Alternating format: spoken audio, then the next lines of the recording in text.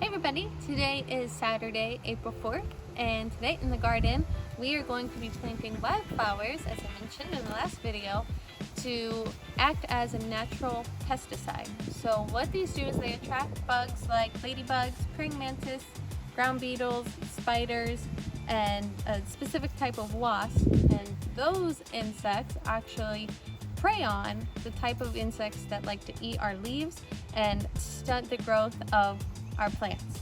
Bugs like aphids, slugs, caterpillars, spider mites, leaf hoppers, and cabbage worms. Alright, so this is the packet that we picked up from the store for our wildflowers. A couple things I want to point out. Down here in the corner it tells you how many days until this particular flower blooms. On the back it tells you when you can plant depending on where you're located. Also, it has the care and maintenance chart up here, which tells you all the things that you need to know about how to plant it, how deep, and how far apart. At the very bottom, it does have an expiration date, so you want to be mindful of that to plant before that expiration date.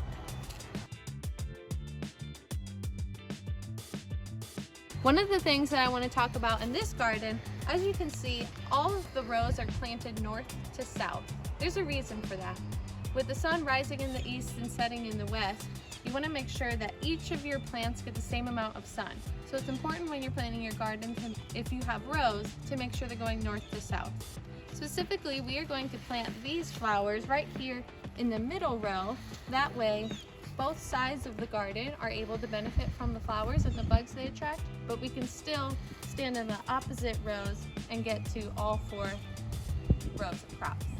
In order to prepare your soil for something like a wildflower, it doesn't require a whole lot. These seeds only need to be planted 1/8 of an inch deep and in a broadcast spacing. So that means just kind of sprinkled out and then very lightly covered. So in order to do that and get the soil ready, I'm going to use our weasel claw.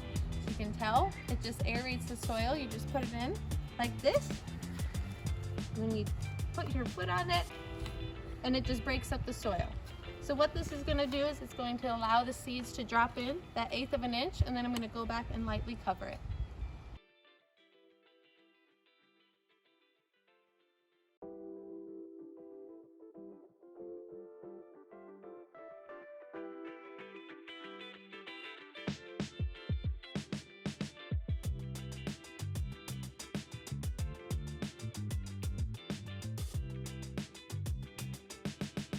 Alright, in the video time lapse you saw that I actually grabbed a different tool, so I wanted to show you guys that.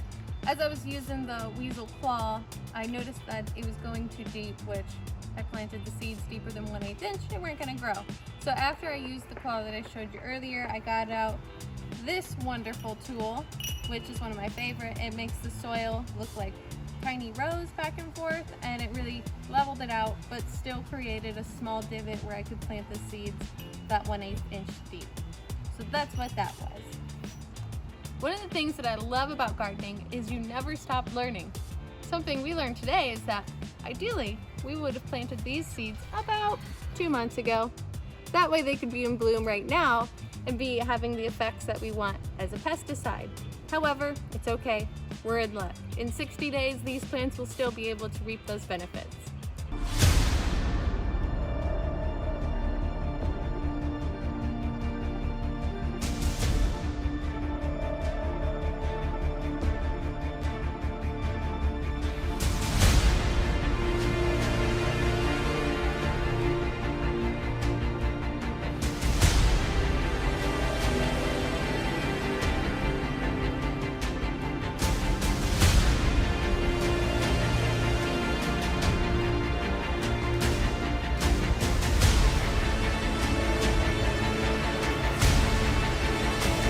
Now it's time for a 14-day update on all of our crops. This is my favorite part. So here we have our winter squash. You can see they are all taking off beautifully. Nice big leaves and looking very healthy. Very happy and pleased with how these are coming along. Over here, as I mentioned last time, we had pea sprouts, and now we have 8 of them total. So as you can see, they're taking off really well. Over there, we have okra. So all of our okra seeds have sprouted also. You can see these ones are kind of interesting to me because these actually have the seeds come up out of the ground on the edge of the leaf. where most times the seeds stay in the ground. So that was pretty cool to see also. Overall, we're very pleased. Look forward to sharing our next update with you. And remember, Jesus loves you.